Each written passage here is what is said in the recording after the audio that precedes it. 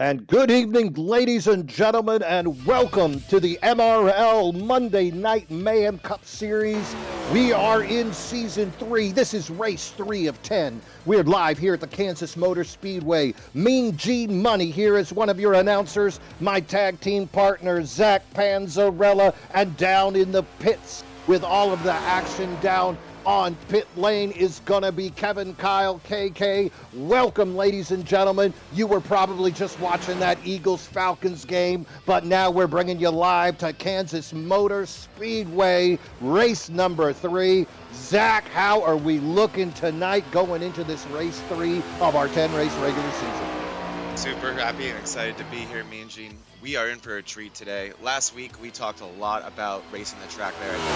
That is a difficult track where a lot of times you're more concerned about driving the track than your opponents. Kansas, quite the opposite in my opinion.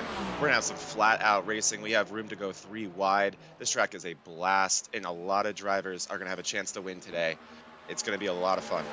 Well, we're talking about more than one lane here at Kansas. My experience quite often is it's that high lane. That high lane right up against the wall is where I find that speed, but it also creates that vortex, that draft, which allows the other drivers to poke their nose behind. And this is going to be a perfect opportunity to see a little bit of a slide job, to see a little bit of some door-to-door action. Last year at Kansas, your winner was Joe Volpis. He led that thing to victory as he was chased down tightly by Tony Iverson and Jay Stinson. A lot of exciting race here at Kansas last year as you had 8 different leaders throughout that race. Jay Stinson led the most laps, but it was Joe Volpis who powered himself to the victory.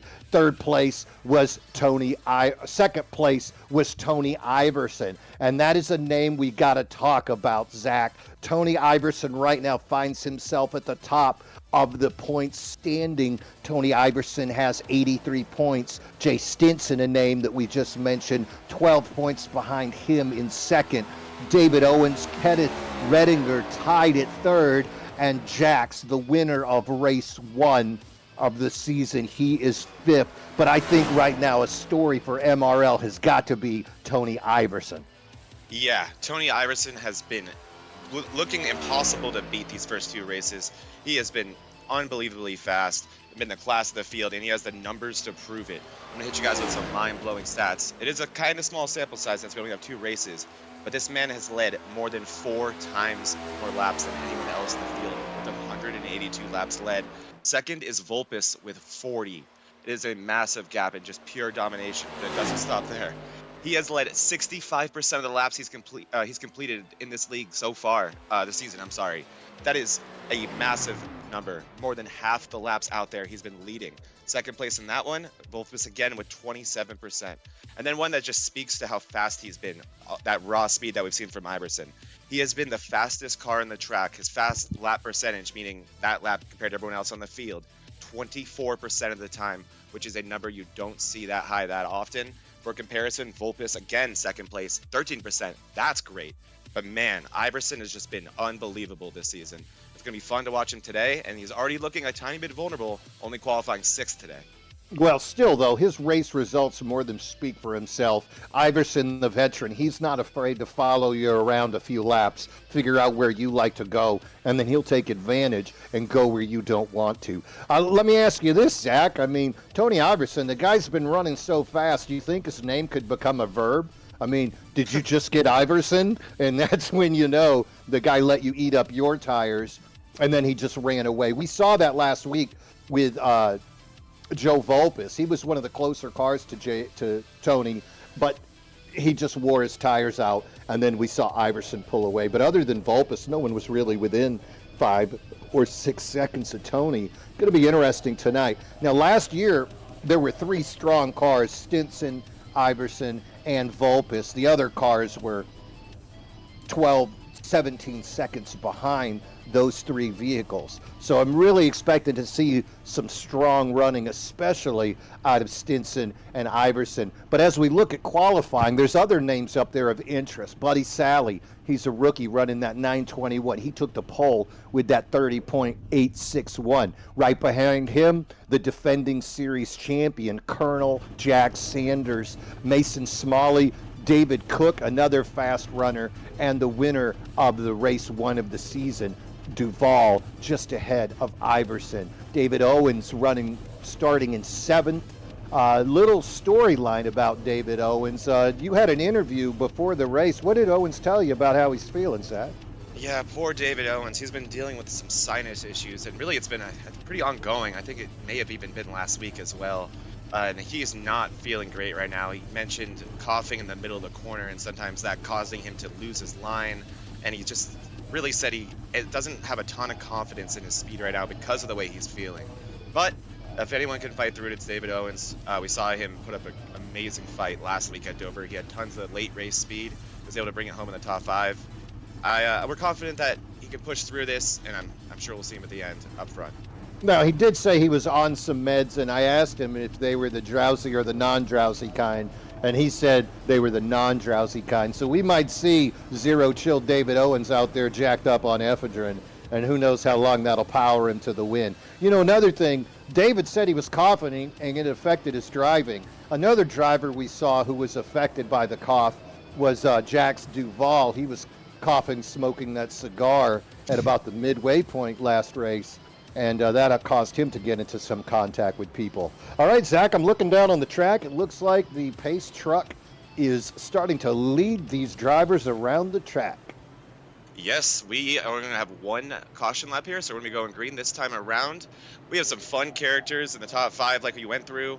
Lots of close times in qualifying, so we're going to see a lot of close racing, I think, in this early stint. It's going to be really, really important not to use your fast repair early. Keep this car clean in the first stage, because there's going to be some wild, wild racing. Ladies and gentlemen, if you have Drake London in your fantasy football, he just pulled in a 7-yard touchdown to tie that ball game, waiting for that extra point, giving you a live NFL update right here on MRL Broadcasting Network. Here we go. Going green as Buddy Sally leads them with Jack Sanders right outside. Mason Smalley in that group as well as they're going through turn 1 and 2. Buddy Sally leading the charge. Yes, they are off to a clean. Oh, we got a car loose in the middle. It's going to be the 13, I believe, against the wall. It's going to be a caution in our first lap, I believe. Iverson into the wall. That's Iverson. Wow. Looks like he might have collected the 28 of Austin Merrow with him. We're going to have to go back to that replay as Iverson is limping right next to that American ethanol sign. Here's that replay. Absolutely. And somehow through that, it appears that we are staying green. I don't know how. He's turned around completely on the racing surface, but iRacing not need to throw green, it appears. And there's your caution, Zach. It was delayed for sure. MRL officials probably racing as well, taking a minute to pull that caution out. Yeah, very interesting. I wonder if we can find out if that was brought out by MRL officials or if that was brought out by iRacing. I'm assuming MRL officials. I know they had to set up a separate session. I'm wondering if there's some certain caution settings. Let's take a look at this replay. And the 56 goes around. So this was probably the cause of the yellow we just had. Some kind of between Brower and the 9 and the 56 of Novella, I believe that is. Looks like the 9 might have hit that apron and came right up into Novella. Really tough break. Matt's had a rough week last week. He lost 7 positions at that last race. Not what you'd expect from him. But absolutely. Rough week for him, and it doesn't look like this one's going to be much better already. So 2 separate incidents on that first run. One affecting the driver that we spent all the time talking about. We were watching and he just got loose, made some contact in their car, and that hit is brutal. I can almost guarantee you there's some engine damage. That's going to be a fast repair. So now Iverson has to run a clean and perfect race, and I'm seeing some cars on the bottom of the screen there. Steve Lewis was caught in that. Wow, so this did not end here. Lewis. Yep, and he's got some front end damage. We got a car crab walking, it looks like. Wow, that Bobby Dodson. So look at this one more time, and it looks like it's just a case of the 13 getting loose on cold tires. Can happen to anyone. I'm not seeing, yeah, no contact on entry. He's going to come down, make contact once, hit the wall. Steve Lewis, Bobby Dodson. Oh, the 9 makes a little contact. The 56 avoids it. But then you can see when the 9 tries to come back up on the track, whammo, he also gets into the 56 of Novella, and that is going to pick up the 97 of Richard Swingle as well. Lots of cars involved in that incident right there. Yes, lots of cars. And yeah, it's just not a ton of time to react to that. I mean, you saw how quickly that car of the 13 just shot down the track after hitting the wall the first time. Oof, just a rough way to start the race for so many good drivers out here. From a commentator's point of view, it's going to make things really interesting, but wow, I'm sure a lot of drivers right now are frustrated knowing that they have to keep that car perfect for the rest of the race now. That is the nature of the beast here. It's a difficult situation, Zach. You have to think about where it all started with the 13 of Tony Iverson.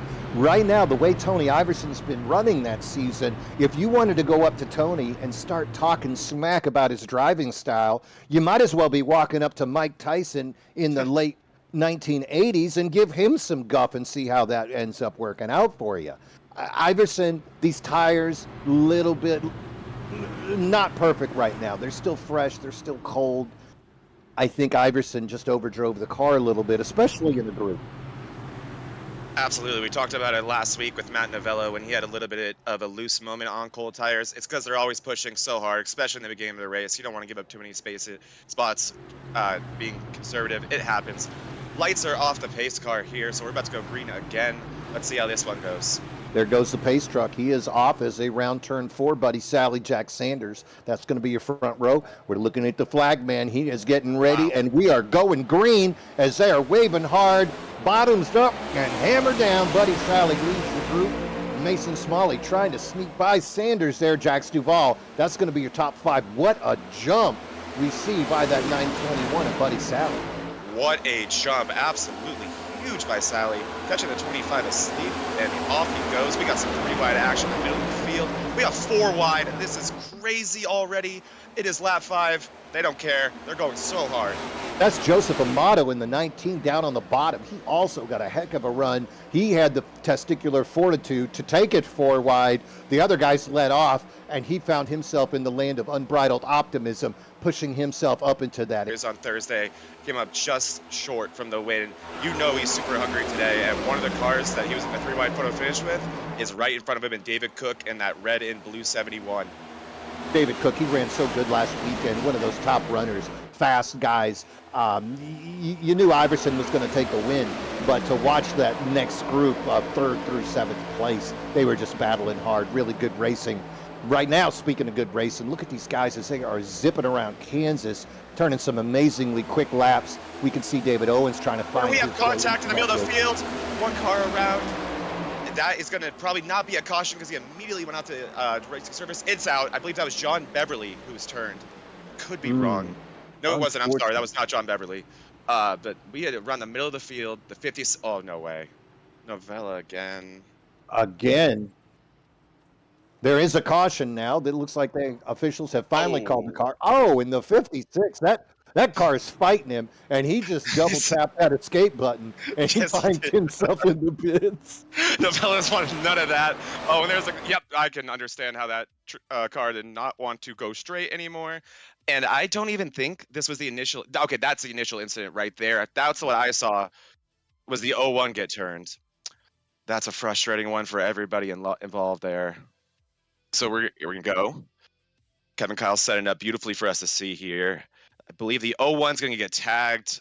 He's loose out the corner, and down he goes. Nothing the Valvoline car can do. And around he goes, and we're going to see a secondary incident here around track reentry. Oh, maybe just a little bit of a reaction there. Sends that beautiful Pepsi car into the wall, and the 56 Novellas like, are you kidding me? Kevin Brower. Right spinning back into the 9 again. Oh, golly. Those 2 guys are just meeting each other repeatedly. Oh, gosh. You're so right. The frustration level must be so high right now in certain drivers, just getting the results of incidents they probably feel like they have nothing to do with. But it's so hard to slow down here. These guys are going well over, I believe, 175 on that coming out of those corners. It's quick. The 912 of John DeWayne involved in that. We also had the yeah, that was the 01 of Beverly involved in that. We're going to go back to our live shot here. And the pace truck leading them around. Cars that we know are right now a lap down. Matt Novella in the 56. We'll see if he goes another lap down. Steve Lewis in the 88. That last restart, he found himself behind the pace truck and the leaders. And so that put him down a lap as well. So we'll see exactly where they come around. But as for now, we got a few drivers here at Kansas. We got a few drivers in the pits as well. We got the 28 of Mero in the pits. I'm assuming getting damage fixed, maybe not feeling like that damage was enough to use a fast repair. That's a good move. We got the 908 of Fritz back on the track, probably after some damage repair or using that fast repair. And it looks like that was a fast repair confirmed by us. And we got Swingle back on the track, so another car that was involved in that. And that 97 Thrasher, gorgeous car right there. And the 57 of Brandon Gerard, the Baboline car, also involved in that initial incident. A lot of contact here at Kansas. Like you said, there's more than one lane to drive around on here, but unfortunately, those lanes, they cross sometimes. And that's what we're seeing. We're just seeing these cars get a little bit loose. And then the overreaction, we've seen that come into effect a couple of times, that overcorrection. And then suddenly, you're correcting left, they're correcting right. Mm-hmm. Two powerful forces, the unstoppable object meets the immovable force, and everybody comes out a loser. Before this race started, when we were talking to Owens a little bit, he also just kept mentioning, probably more than anything else, dirty air. He said dirty air was going to be the name of the game today. It's making cars loose. It makes them tight. It makes them pretty unpredictable. And I think that is what we're seeing a lot of the time, is maybe you're in the middle of the corner, your car catches a little bit of a wake of air, gets it loose, and yeah, correcting these next gens is so difficult. And we're just seeing that over and over again here. But maybe this will make people want to calm down a little bit, and the field certainly may be getting thinned soon.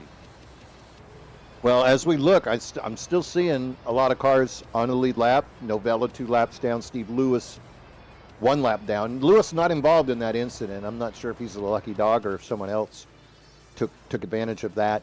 But looking at this running order right now, that's going to affect our point standings. Tony Iverson, our point leader, suddenly finds himself back in 15th place. He's wanting to improve on there. The question is, did he use that quick repair, or did he just get out duct tape and a hammer and think he was going to fix it? Going to see what comes out of that for him moving forward. David Owens, he finds himself running up in the 5th position. That is a good spot for him. Jay Stinson is I don't even see Jay right now. Oh, there we go. Yeah, I, for some reason couldn't see him either, but there he is, running 11th. Not bad. That's the problem when you have that many drivers, Zach. Is they blend together. Absolutely, good problem to have. And also Volpus out here. That's cool. I know there was a concern about him being able to make it today, so that's definitely great news to see him out here. The Joe Volpus, he put in a 3-hour drive. The man had to work today. Put in a 3-hour drive to get here in time. Yes, and I'm sure he's glad to be here. Pace car is off. Let's give this another shot. Third time's the charm, right? That's what they tell me, but we'll find out for sure. Buddy Sally is leading around Jack Sanders. We are going green. You can see the flag man waving it. Got a car on the high side. Going to be interesting. He's forcing it 3 wide immediately. But we do see that 921 of Buddy Sally leading the pack. Right behind him, you can see that 84 of Duvall gets a slight jump on David Owens, who finds himself down at the bottom. Jack Sanders and Mason Small. Sanders with contact, and Sanders down in another big wreck. Sanders spinning down the backstretch. And that is going to be another yellow. We do not see turn 3 there. And is that the 19 of Amato part of that? Yes, it was. It was Amato. Another fast car involved with that. And the 912 of Jay Dwayne involved in that one again. I believe that's his second incident today. That car, that may be one that's already used its fast repair. That will be interesting to see, but that was just a not clear situation, I believe, as we take a look at it. And more big hits. The 57 with an enormous hit to the outside wall. Yeah, that is going to likely be another blown engine. Yep, that is Brandon Garand. Garen. That's not what he wants to see. Yep. And Beverly, yes, just an absolute magnet. And yep, that Garen card not wanting to steer was similar to what we saw with Novella in the last caution. Just Well, another rough wreck, but a lot of fast cars again, and we're gonna take one more look at it, I believe. Yes, we are. Let's keep your eye on the 25 beautiful black car of Sanders. He is loose. He's loose, and he's just across the nose of the 912. Oh, I'm so sorry. That's the 19 of Amato loose across the nose of the 912, and there and the goes the 57 57. of Garen caught in that. Absolutely. Oof. Get him spinning, and oh, the 07 says, "Pardon me, don't mind if I do, just to get through this hot mess." That's Joe Volpus in that 07, somehow avoiding that hot mess. You can see Steve Lewis with some good driving, going down low to avoid the wreck. Yes, we did. We saw some really good wreck avoidance there. And now we're seeing the 912 getting some damage repair, as well as the 9 of Brower. So, as we predicted, the 912 of Garand already did use that fast repair. Or Dwayne, I'm sorry, already did use that fast repair. So, Dwayne going to be seeing how much time it's going to take to get that thing healthy enough to do some passable laps and pick up some positions. Well, I don't think it's time to call the Guinness Book of World Records for most cautions at a oval, but I think we're on track. We're just going to have to keep the gauge counting and see where we end up on cautions, not even through this first stage yet, as we see these guys really battling for every inch of track, and that is just causing this contact. Maybe I want to watch the front row on the restart, Zach, but it almost seems like it's that middle bunch that's getting impatient, pushing it 3 and 4 wide immediately. And while we did say there's room enough for 3 lanes at Kansas, I'm not sure if this thing is made to hold 4 wide going down a stretch. I totally agree. It's tough here. It's tempting at this track because it's so fast. It's easy to get runs. You're tempted to make crazy moves, but as we're seeing drivers just struggling a little bit to keep it straight. But one thing I do want to talk about super quick is when you brought up that front row, the front row on restarts has been super interesting with the outside car. Twice we've seen the 25 of Sanders just not be able to get going, and we all know how good of a driver Sanders is, our defending champion. So I don't think it's him. I'm thinking that outside row just might have a little bit of a disadvantage today. Let's keep our eye on that, and we will have a different character on the outside row this time around. I believe it will be Jack Staval. And he has, Florida man has made his way up there. It'll be interesting to see what he can do with that outside row, because as you said, that has just not been a friend to anybody.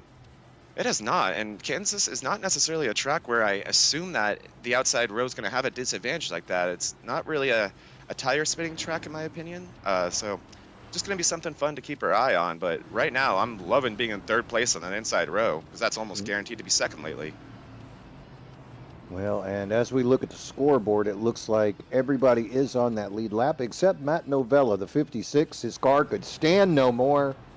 And the 56, 8 laps down, I think we might have seen the end of the day for Matt Novella. Yeah, such a shame. It's always so frustrating because Novella put in work, he put in practice, and it's always so annoying for it to end before it even begins, right? So he lost seven spots in that last race, and then he comes in here and finds himself quickly wrecked. No cause of his own on that first one. The second one, just a slight overcorrection, which made him and the 9 of Kevin Brower run into each other again, ending his day. Absolutely. And by the way, I watched the broadcast from last week, and if you took a shot every time I said absolutely, you would have been blacked out before stage 1. So correct me every time I do that, me and Gene. But I am taking a shot every time you say absolutely. Oh, so no. This race is really exciting right now. With the cautions and my lack of vocabulary, oh boy, alcohol poisoning incoming. Just add water to it, Zach. I see the lights are off the pace truck, so we can expect them to be going green. Yes, we're going to give this one more shot. Have we completed a green flag lap yet? All right, that pace truck is off. Buddy Sally leading Jax Duval, David Owens, Jason Parham, Jack Sanders, Mason Smalley. That's the top 6. And they are green as he is leading them around the 921 over the start-finish line. And he's got David Owens right behind him, Jax Duval, Parham, Jack Sanders. That's your top 5. Just like we talked about, the outside lane struggling again. 3 wide everywhere in the field already. These boys don't care about what's already happened. They want spots. They want positions. They are taking chances. This is some great racing already. Let's see how long we can keep it straight. And we are looking at the middle of the field. I'm looking at the front for you, ladies and gentlemen. Sally has that lead. The 11 of Duval of Owens trying to make it 3 wide. Owens, though, he ends up side by side with Duval. His buddy Sally continues to lead this pack. Exciting racing, and you can see Duval right behind them. Jack Sanders, that's your 5th place car. Don't forget about Justin Parham, the rookie, showing his face up front again. He's been a little bit quiet in the beginning. I mean, we've only had a couple green flag moments, but he has quickly worked his way up, avoided these incidents, and now he is ripping the top. Tons of speed. It's going to be fun to see what he can do against Buddy Sally here. If I'm Justin Parham, I want some bubble wrap on the left side of my car. That guy has been doored at least 2 of these races that I've watched him, kind of making him lose those positions at the end. But Justin Parham in that 903, he's been a top 5 contender both of the previous races. No surprise to see him in 2nd place trying to chase down Buddy Sally. Hey, I'll tell you what, how about this fresh new blood in MRL racing, huh? You got the 921 in 1st and the 903 in 2nd. Those rookies making a great showing of it here today at Kansas. It's been awesome to see. The rookies are killing it over here in Kansas. They've done a great job. Justin Parham making his Truck Series debut last Thursday as well, and he showed that same speed that he has over here. Led laps, had a chance to win in the end. This guy is a force to be reckoned with in anything he drives. And as we can see here in this next gen, he's finding something, getting a little bit high on exit there. That could have been intentional because he could want to be getting some runs to try to maybe get to the inside of Buddy Sally. It looked like that wall had some gravitational pull as we saw more than one car have slight dust up and get their Kansas stripe. Is that a thing, or did we just make it up? But I think we're seeing that black mark on the right side of these cars. We had some single file racing for a minute, but as we look back further, you can see all that double wide starting again. It only takes a few laps for the drivers to think they're faster and they might get by somebody. We talked earlier about the tire wear. David Owens was telling us that around lap 30 we could expect it to see some fall off, but right now we should see these guys going hard as we do see the 903 underneath Buddy Sally. Does he have the momentum to make a move? Great in-view car cam from Duval right here running 3rd, watching these 2 leaders side by side. Yes, Duval, just a passenger or a spectator watching this awesome battle for the lead. The 903 trying the bottom there. He used the top to get to him, and just watch how bad that kills his run. Duval now having a chance to take 2nd place. That is what is so tough about these fast tracks about like Kansas, is sometimes when you make a move, it will kill your run, and they are so close. Duval again. Duval having the same problem that you saw Parham have in 1 and 2. And now we're going to go 3 wide with Sanders splitting the middle. This is going to be good. Sanders, he goes high. Parham lets off the throttle, definitely to avoid the incident. As you saw the 25 go a little bit higher than he anticipated. 25, though, he avoids the wall. He's in 2nd. You can see Parham in 3rd. Jack Sanders 4th. Let's go to a replay of that move, Zach. What a cool move by Sanders. He sees both cars get a little bit stalled out, and that's the only invitation he needed. And he just sends it. What a gorgeous move.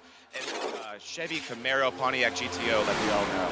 Kevin Kyle KK with those replays. Great work there on that replay. And we can still see Sanders side by side racing with Parham. What a run. This is so good. Yeah, Parham saying, I know you caught me on my toes there, but I'm still faster.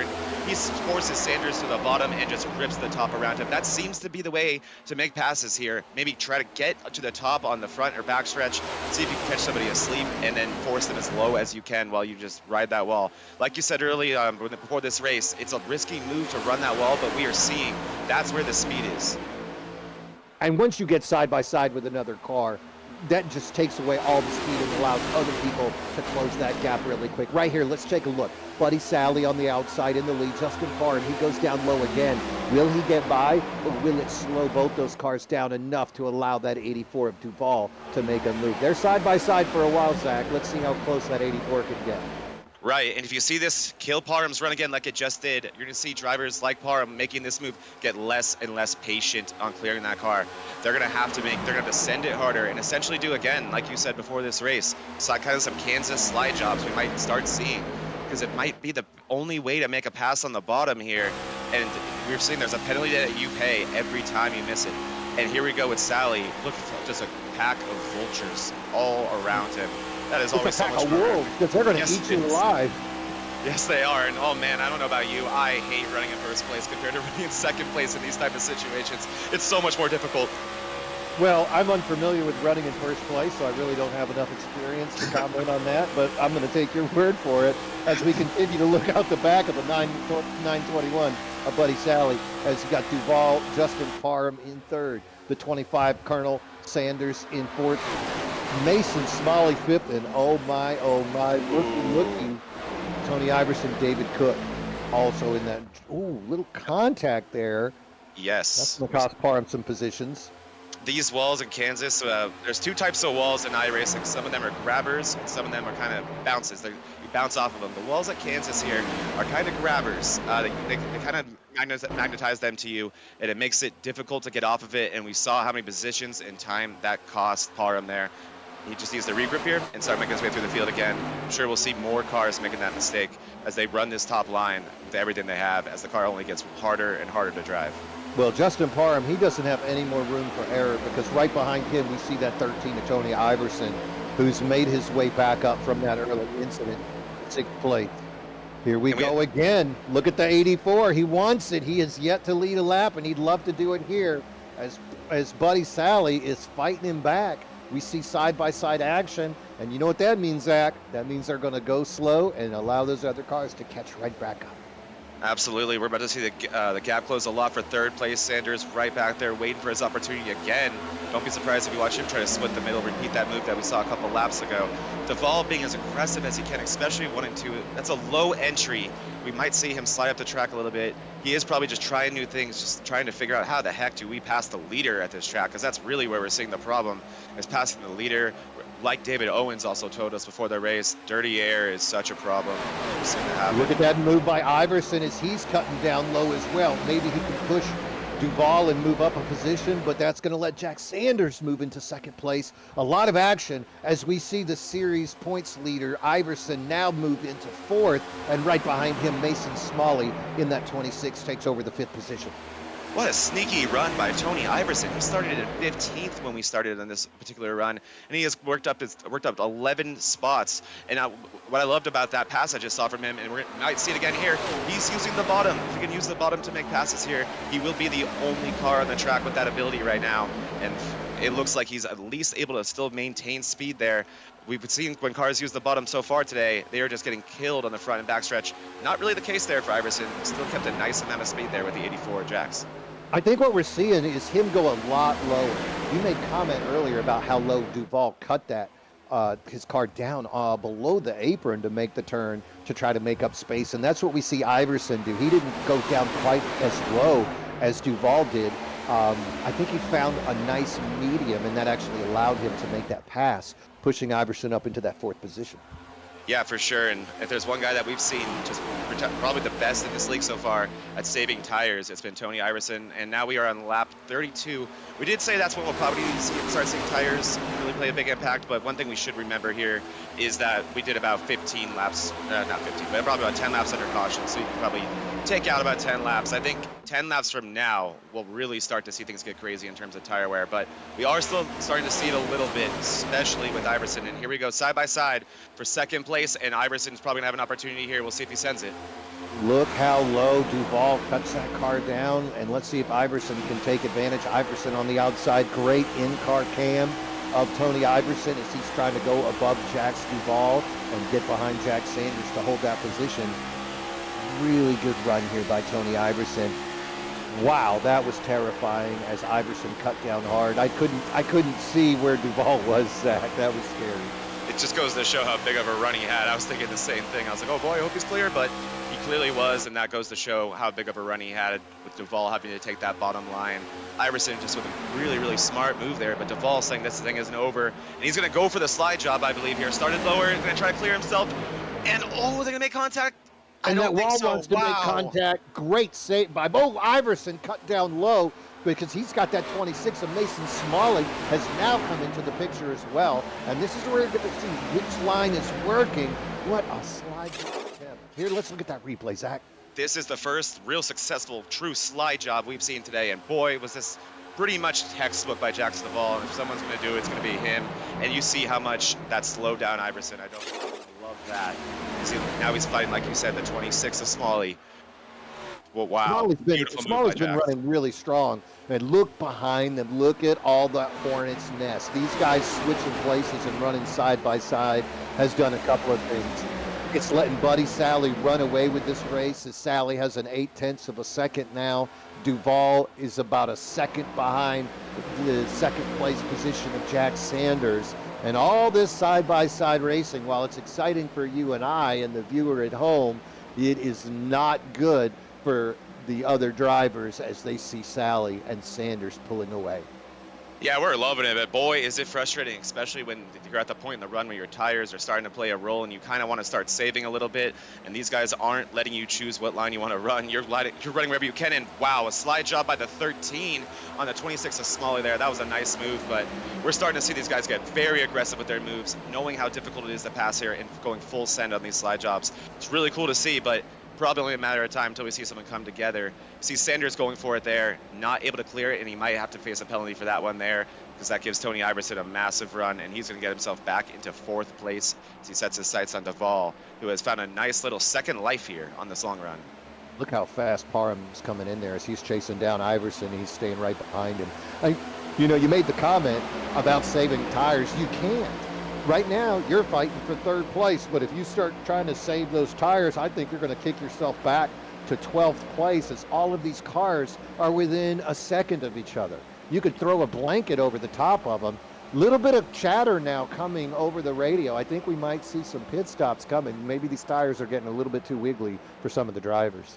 Yeah, lap 40 coming up here, so we could see some, and yeah, we're seeing cars start to graze the wall here as the 904, I believe, a Redger made a little bit of contact, and it is getting crowded here. This is crazy. You got David Cook in this group, David Owens, Amaro. We could see things get. Owens seems to bail out there on the bottom, wanting nothing to do with it. Maybe that was the pop. Right. It could have been, honestly. Definitely could have been, as we talked about not too long ago. But yeah, and like we always said, Buddy Sally is absolutely loving this. Looking in his rearview mirror and just thinking, oh, that's beautiful. 1.1 second now lead that Buddy Sally has over Jax Duval, and then another 1.3 second behind Duval. We see the 13 of Tony Iverson. Iverson with that clean air now. Don't expect to see him staying back for too long.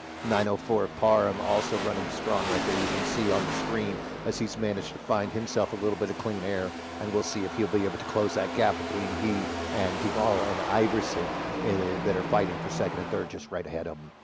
Yeah, going to be interesting to see how much longer these guys want to stay out. I'm assuming by 5 Iverson to 6 right more there. laps. Yes, Iverson making a move for 2nd place on Duval. And here he goes all the way to the bottom of the apron. Super aggressive. So probably try to go as high as he can and make a nice arc. Yes, he does. Super close there. That was not a slide job, but I'll tell you what, they about went door to door, and let's see if he can finish it. Almost. That was close. That was very, very close. 13, I believe, either made a tiny bit of contact with Duval or bailed out last second, realizing he had not quite completed that slide job. He's going to try it one more time, but I think his momentum here won't quite be as good.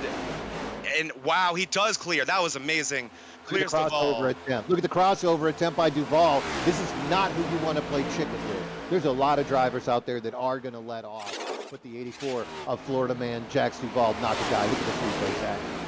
Yep, just again, another textbook slide job. This time we're seeing it from 13 of Iverson. Watch Duval do it in front of him a couple laps ago, and he's like, you know what? I'm going to give that a shot. And it worked so well that Duval wasn't even really able to get the run on the inside going into 1 and 2. So now Tony Iverson in 2nd place. We'll see if we see this lead continue to increase as it's now up all the way up to 1.6. So we'll see what Iverson's able to do now with a little bit of clean air, really, in 2nd place.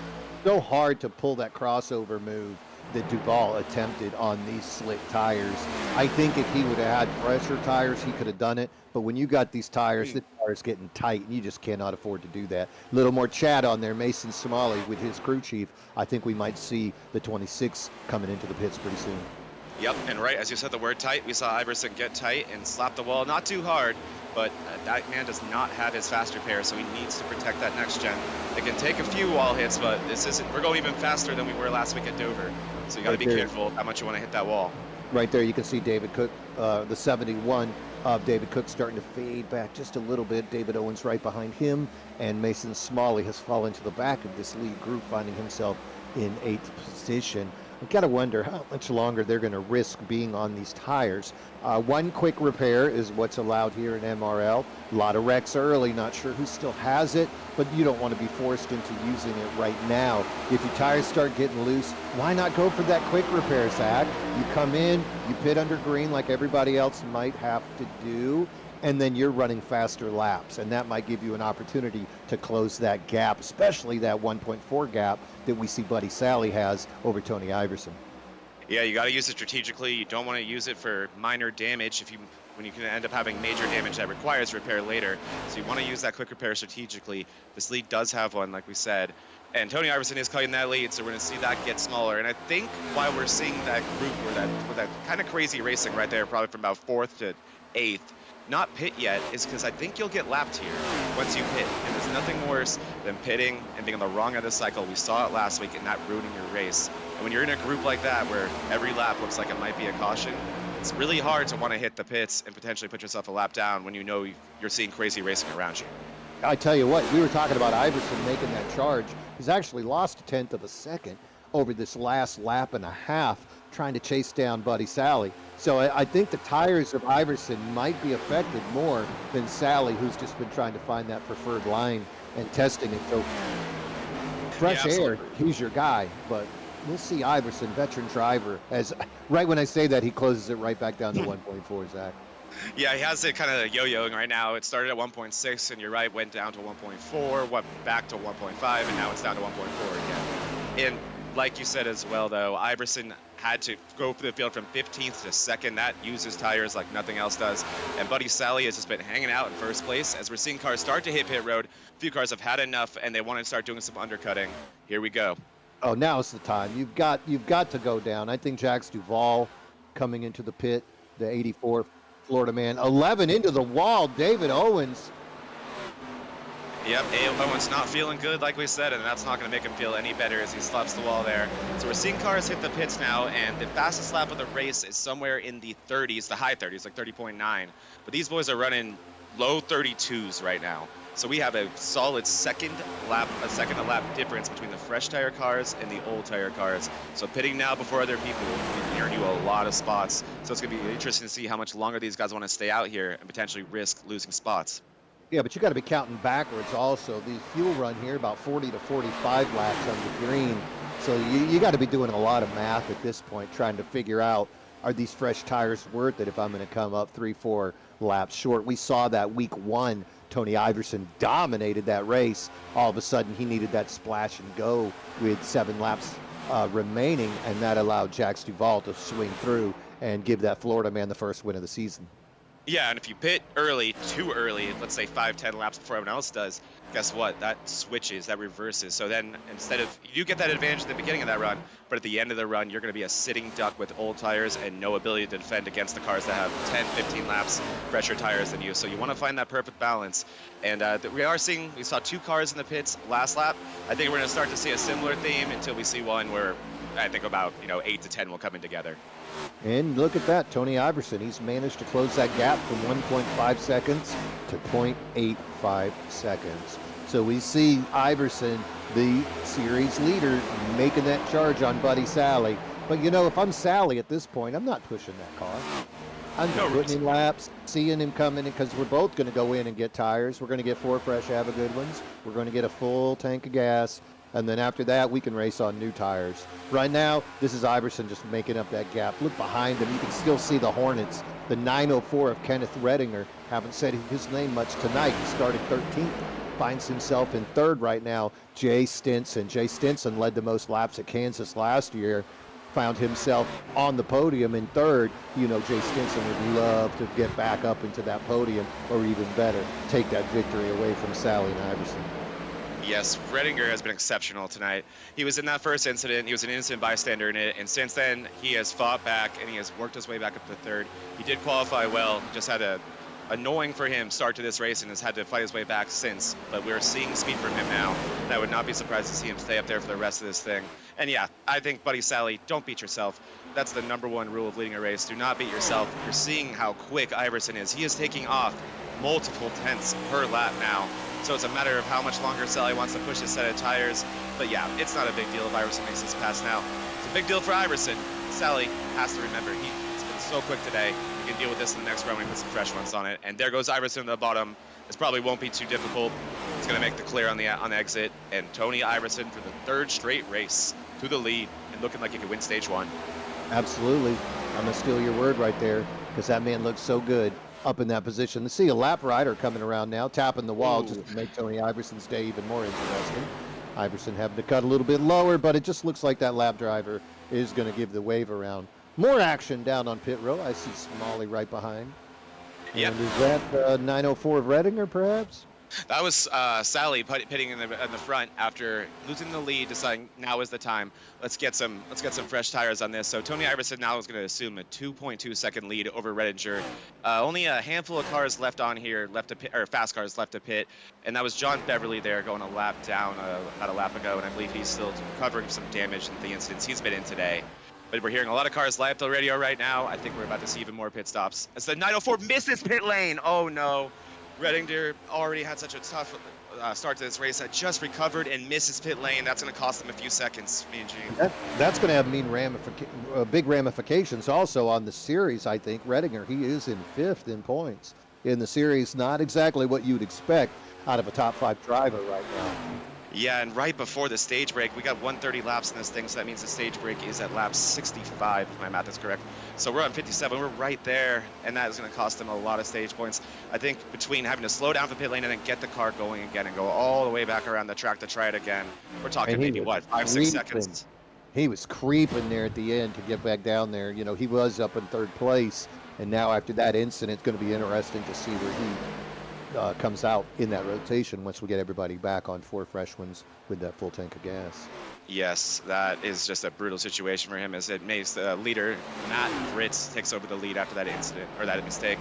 But again, I said it last week a lot at Dover, and that is, again, one of those things that's easier said than done, getting down to pit road speed, making that pit lane, especially at a fast track like this on ancient tires like he was on. That probably won't be the last time we see that today. We're going to go back to live here, and we can see strong run from that Pepsi car. Yes, looking another good triple right digit. now out there in the front. Another rookie showing tons of speed in Matthew Fritz. Awesome to see.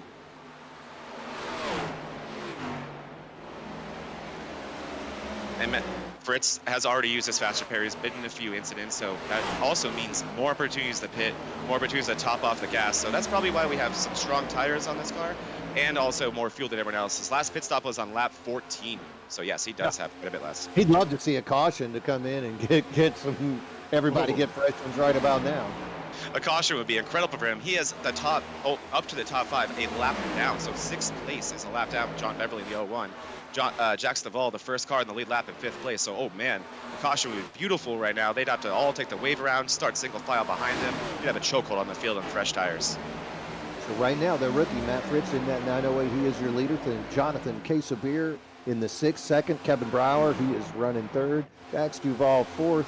And that is all the cars on the lead lap. Yeah, we're seeing a lot of new names up here that we haven't gotten to talk about much yet today. Jonathan with the case of beer with the best last name in all the league, running 2nd place now, and Kevin Brower in the 9, another guy that had some early incidents, but recovering nicely to run 3rd. These guys, just like Fritz in the 908, used their fast repairs, got some extra tires, topped up the field, stretching this run. It's right now saying, oh my gosh, guys, we had 3 cautions in 3 laps. Why can't we have one now? Aha. Well, I think once they spread out, we got a little bit calmed down. And once you use your quick repair, I think also your driving style is going to be changing. You know, at the beginning, you can make a mistake. A little bit later, you don't want to do it. Look at that move, as you can see Iverson cut all the way down to the bottom. Did he just pass 3 cars at the same time? Looks like he did, and that was an awesome move by Iverson, and it was all just a matter of reading what was going on in front of him. 908 to Fritz in pit road right now. But yeah, he was just looking at what was going on in front of him, reading that move, knowing that those runs in front of him were going to be absolutely killed. So he ripped the top so we'd have the best run possible, and we saw him just pick up, I think 3 spots in 1 corner. Awesome move. Brand new tires sure helps that happen. And he already had his car get tight on him, that little early incident that he had. So I think he was fully aware of what his car can and cannot do, taking advantage of those fresh tires to make that 3-car pass. Really great driving by Tony Iverson. Awesome move by Iverson for sure. That moves Case of Beer to the lead with Fritz now pitting. So we're starting to see more cars get in the lead lap as well. We now have 9 cars in the lead lap. So it's the pit strategy becoming a little bit more risky for guys like Case of Beer and Fritz. But why not? Stretch this run, see how many positions you can get from it. Hope for that caution. It's early. Smalley and Jay Stinson both getting their lead lap back. So that'll put 11 cars on the lead lap as Jonathan Quesavier continues to make his way around as the leader. And you know he is looking for a caution at this point. That'd be great to keep as many cars a lap down as he can. But Jonathan Quesavier, he is nursing that car around, trying to keep as many guys down as he can. You know what I think Quesavier is doing, me and Gene? It is lap 64. We're going about lap 65. He is stealing himself a stage win. Brilliant. That would be some really good driving. Again, that stage win is going to give you some points. We've seen a lot of people take advantage of these points. You know, winning the race, getting that podium, getting that top 5. And here he comes. He could not push it any further. The 6 is coming in. Got to get the 4 fresh ones, and he's got to get that tank of fuel. Yes, but I think he's going to potentially steal that stage win for himself because he has a 20-second lead. Even by pitting, I think he's going to cross the start-finish line first as we approach lap 66. This, I think, is going to still get Case of Beer the stage win as we wait for the timing to come in. Think it did. 4-second lead. He got it. Stage win. Jonathan Case of Beer. Brilliant. Brilliant. Talk about pushing your car to the limit. I'm looking at him down in the pits. He is taking 4 fresh ones right now. Actually, I think he just took right sides, to be honest with you. We'll see with the pit time. He would, yeah, as we're going to have our producer Kevin Kyle way on top of it. Let's see. There's one side, and yes, you are correct. It looks like he just took 2 fresh ones, potentially not wanting to lose too much track on time with that risky strategy. He was putting down some obviously very slow laps on older tires than everybody else. Not a bad strategy. We'll see how far he falls. I am looking now at the leaderboard. Looks like we got 14 cars on the lead lap. Steve Lewis in the 88, he was involved in a couple of incidents, but Lewis is going to be the last car in the lead lap in 14th as we roll around. Brandon Guerin, John Beverly, Richard Swingle, your top 3 battling to get back to be that lucky dog. And what we saw as well is we saw Jax Duvall actually undercut Buddy Sally, and I'll tell you guys how he did that. Jax Duvall pit on lap 49, Buddy Sally at lap 56. Huge difference. As we were saying, that was about a 1 second difference between lap times on old and new tires. So you can go ahead and say that's 7 seconds, and that's why Jax right now is enjoying a nice 5-second lead. But like we also talked about on the tail end of this run, on the tail end of these tires, you're going to see that car fall off a lot quicker than the ones behind him, a lot quicker than Sally and Iverson, who both pit around the same time. So it'll be interesting to see what Jax wanted to have happen here, but I don't hate it. Get some laps led, get some bonus points. Again, why not? Yeah, Florida man, he's been known to take some risks, and as a winner of the series so far, winning race 1, those risks pay off. You can see, though, he puts Guerin 2 laps down. He also got by Steve Lewis, putting Steve Lewis a lap down. Lewis would love to see a caution so that he could be the lucky dog and get back on this lead lap. But right now, the risks are paying off. It's more than a board game. It's also a strategy. Jax Duvall, your leader here at Kansas.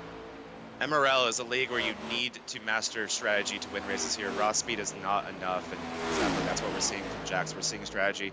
Jax is another guy that we've seen win races off of strategy.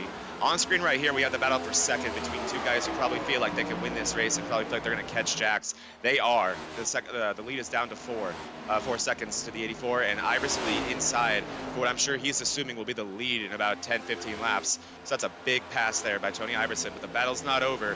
As you can see, Sally wanting to keep that draft, stay as close as he can, and make a move to the inside, but it's not a good enough run there. Iverson, second place. Yeah, he's pushing that car. We got to be careful with Iverson. He's using a particular technique known as a slide job, and you cannot say that word 3 times in a row, or else the NASCAR Heat 5 man known as slide job might appear, and no one wants that to happen. Absolutely, you don't want that. Awesome battle here between the 903 of Parham and Mason Smalley on the 26, and we had a lot of Jeff Gordon themed schemes in this league, but I'm not complaining. They're all awesome. Hey, you can't get enough Jeff Gordon schemes, Zach. You really can't. I could not agree more with that. But whew, this is good. This is a fun one. And behind them, you have Stinson, who's just like, come on, guys, lose your run. He's going to send a 3 wide first chance he gets. But wow, these guys are just trading every lap. This is good. You can see Parham cut down low underneath Smalley, trying to get by Jay Stinson. He's led laps here. He's won here in other series. And then Jay Stinson in that too. He would love to get on by all this hot mess. Oh, yes, he would. He'd love to be alone and in clean air, but right now he's in a hot battle. This one is for good track position as well. This will be for 6th, 7th, and 8th. So these spots matter. How unpredictable we've seen this race can be. Who knows what this can become? So every spot matters, and they are definitely making that obvious. Looking back up to our leader, Duval, he is giving up some positions to these lap drivers. Duval's going to have to make a decision on how far he can push it. He said he took 2, Zach? I don't know if Jax took 2, but what he did do is pit considerably earlier than the cars behind him. Iverson and Sally both pitting about 7 or 8 laps after, but our producer Kevin Kyle second did actually, based on his pit time, he took 2 as well. So that is why you're seeing him lose it about 3 to 5 tenths per lap. Really using that tight lane to keep as much speed as he can. He has 9 lap older tires than the 2 cars behind him. So he is struggling a little bit. Actually, no, it's been about 25 laps, so this is about right to where you should start seeing Jack struggle a little bit with the age of these tires. Well, if he's not struggling, that means Sally and Iverson are just moving on a rail, because those guys are closing that gap. That 4.5 second gap has suddenly become a 1.7 second gap, and Iverson and Sally really making those moves to close up. Behind them, David Owens, he's running in 4th place, about a 1.5 seconds behind Sally.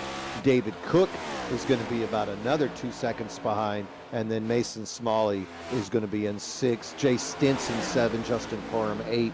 Joe Volpus, a name we haven't said much. Poor Joe, he didn't qualify, he didn't practice. He got out of his Mitsubishi and jumped right into his Chevrolet, finds himself on the track in 9th, and Kenneth Redinger in the 904 is going to be in your top 10.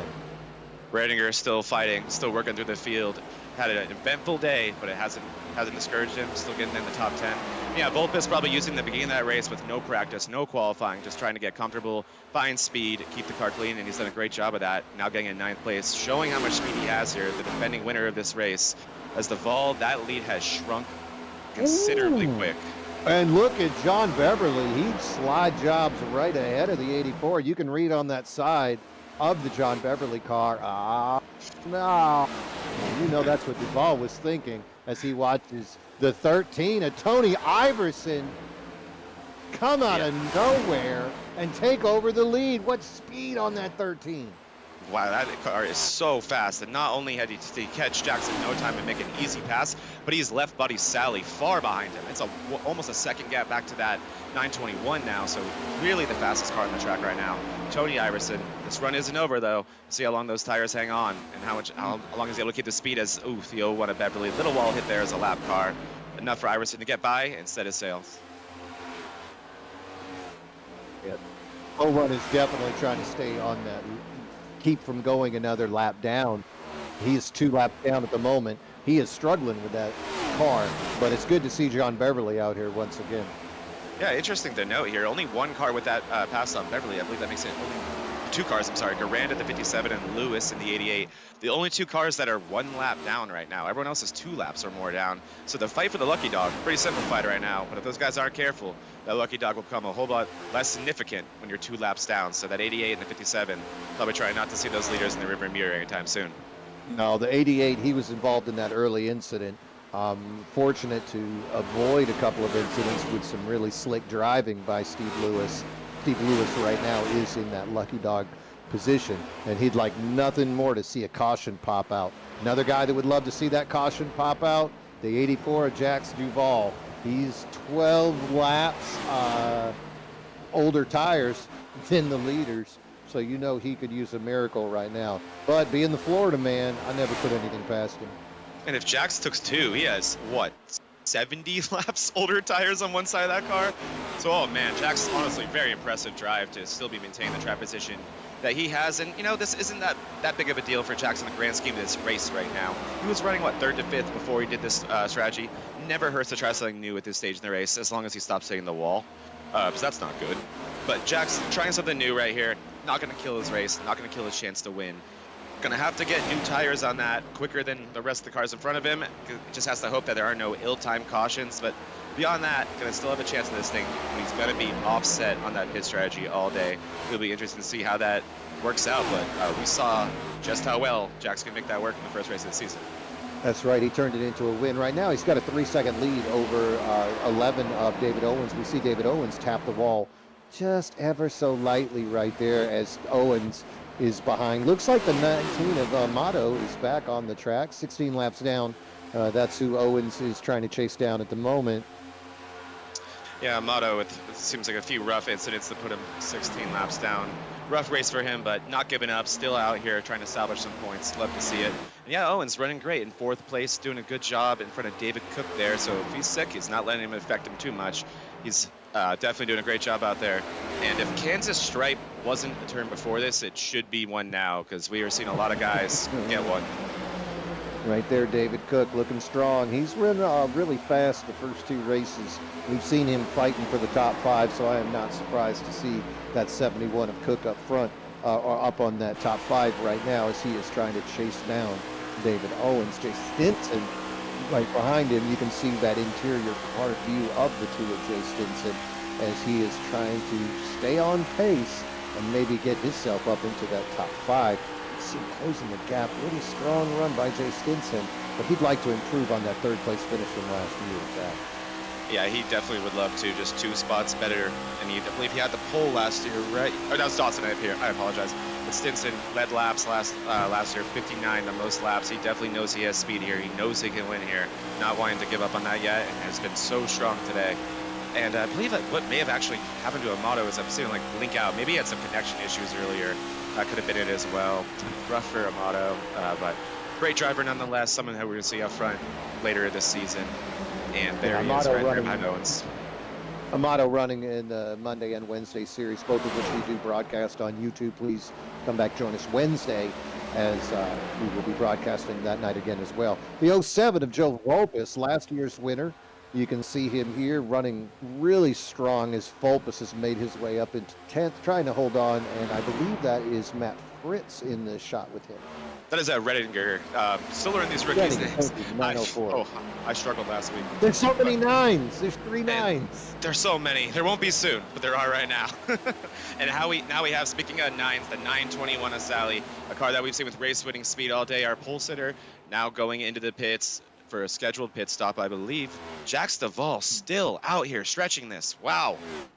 That has to be some kind of strategy as we see him coming down first. He's not needing it, I wouldn't say, on tires. I agree. And Tony there he goes. Iverson coming in. Iverson in now in the 13. Wow. Wow, what an entry. These leaders are up to something, Zach. These leaders are up to something. They know something that the rest of the field doesn't know. They do, and what I think they're doing right now is they're pitting for the last time, right? We have about 42 to go in this thing. That's about how long you can go on fuel, so they just want to keep this race simple, and Jax wants none of that. He wants to complicate it, put cars laps down, and run an alternate strategy to try to get a win like that, and nothing wrong with that. It's going to be interesting to see what exactly he's trying to do. Maybe stretch it to have newer tires at the end. Not sure. What he's done, it doesn't matter now. Does not matter now. Picking up Owens. Owens is going to get out of it, but Stinson, oh my word, and Duvall, caution is out as we see those 2 guys get together. What? Still spinning.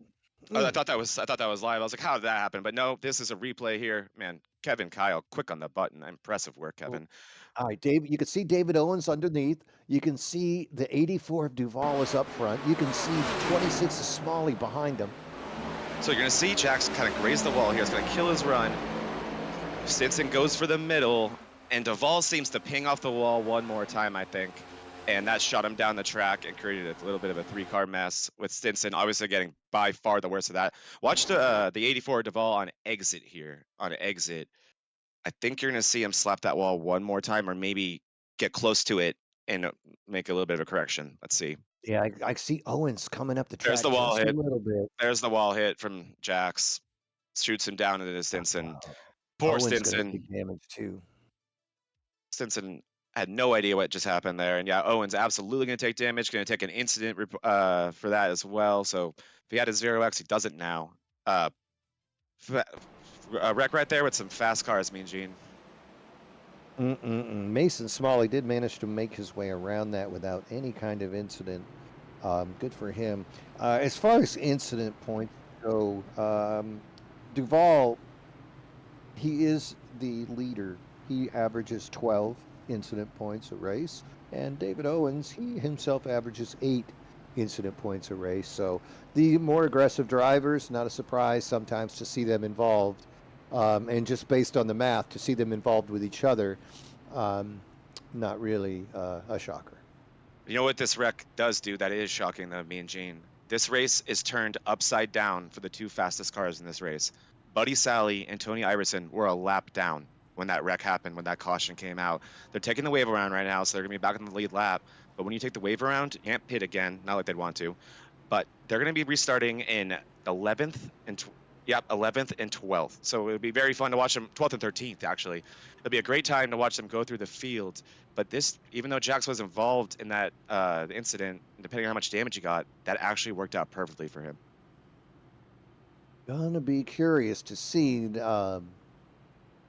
There is a lot of talk right now as they are race officials trying to figure out exactly how that is going to go down.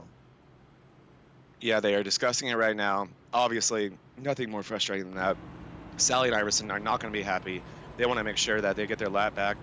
And what we also have to make sure of here is that nobody stayed out. Okay, looks like Iverson got his lap back and Sally got their lap back. So we are good there in terms of them getting their race figured out. But nonetheless, turns it upside down. They're going to be running a totally different race. And they only have 40 laps, less than 40 laps to do it. Things are about to get really, really spicy. Well, we saw Iverson 16th after his initial contact after that first caution, and he quickly made his way back up. So I'm not going to be shocked to see him move up quickly. The other car, I'm curious who's going to get that EOL. I would not be surprised if it is the 84 of Duval, as he might have been the initiator. Let's see what happens with the 84 of Duval and the 11 of David Owen.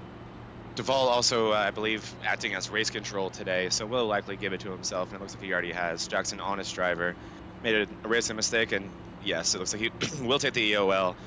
We have a lot of stories that have unfolded here, Gene. Things have just gotten so interesting here. We're going to have David Cook in the lead now with Smalley and Parham as our top 3. Things completely upside down here.